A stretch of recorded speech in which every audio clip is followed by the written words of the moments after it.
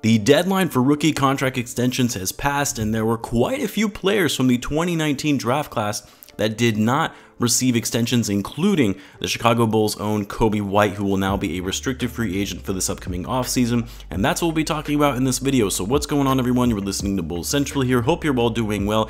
Guys, in case you missed my community post, I finally, after nearly a year of contemplating it, I know you had asked for it, I finally started a broader NBA channel called Am1 Hoops. You know I wanted to do more general NBA topics on this channel, but when I thought about it more, I really wanted to keep this one strictly for Bulls related content. It's what I'm most passionate about, and even though I have started this other channel, Bulls Central will always be my priority. But anyway, if you're interested in seeing other NBA content from me, feel free to check it out in the link below. I'll leave it in the description. I uploaded my first video today. It would mean a great deal to me if you subscribed, if you like the content. But anyway, let's get back into this topic. So with Coby White being a restricted free agent in this offseason of 2023, you know, this wasn't really a surprise. I think most Bulls fans knew a contract extension for Coby White likely wasn't in the cards, given the circumstances around the construction of the Bulls roster and how he fits into it. Also, the fact that Coby was injured to start the season last year and wasn't very consistent when he did play. But really, a contract extension likely didn't make sense for either side here, not just for the Bulls, but also for Coby White.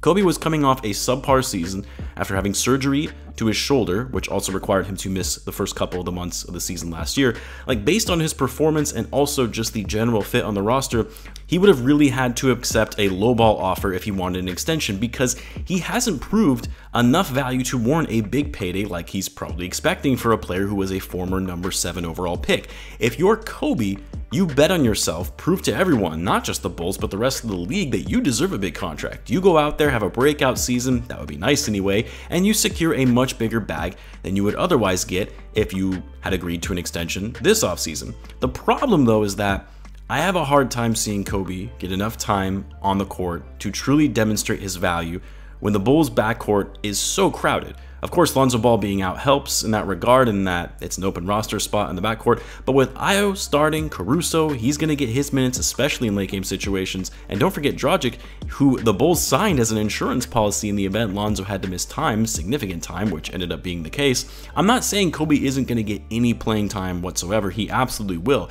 but I've said before, I have a hard time seeing him get more than 15 to 20 minutes a game, and it's very likely in some games he could see even less time on the court, especially after Lonzo returns. And one thing I've noticed about Coby, not all the time, but it's often enough that when he's getting limited minutes on the court, I especially noticed this 2 seasons ago after he got pulled from the starting lineup, that once he enters the game, he tries to do too much to show to the coaching staff that he deserves more playing time, that he should be reinserted back into the starting lineup, chucking up shots, not setting up the right plays, not getting guys involved. And I worry, especially in a contract year, that when Coby is on the court, he's going to be trying to do, again, too much to get a big payday, which could be at the team's detriment if he's taking bad shots or committing turnovers trying to force the situation. However, we should also give the benefit of the doubt to Coby as a player. He grows and matures and learns from his mistakes. Like, we shouldn't harp on things that he did 2 years ago or even last season. He's still a very young player who is learning and developing like anyone else.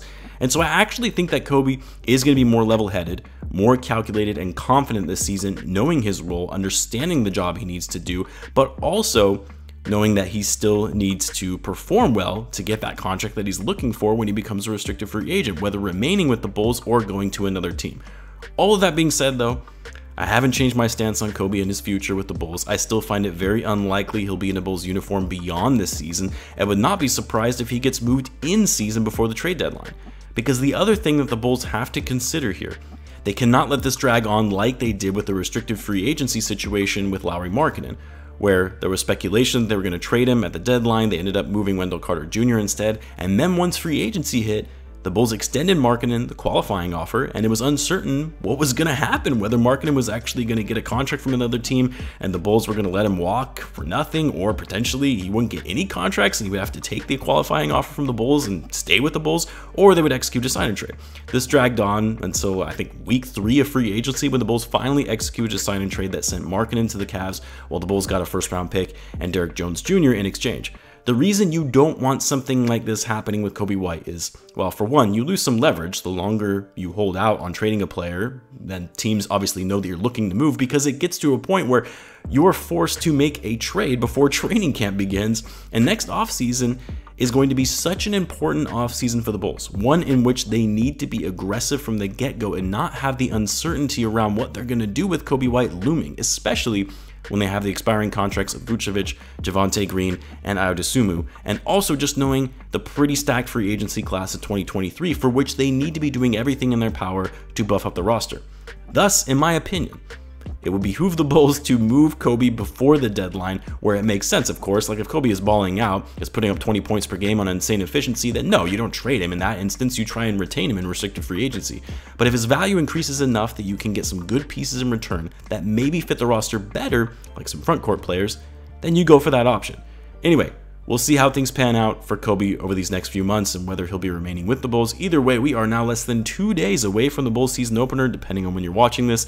I don't know about you guys, but I cannot wait to see the Bulls back in action. If you guys have been following the channel for a while, you know I'll have a live chat for all of the games this season right here on the channel. Be sure to subscribe to both this channel as well as my new NBA channel and One Hoops. Thanks again for tuning in, guys, and I'll catch you in the next one.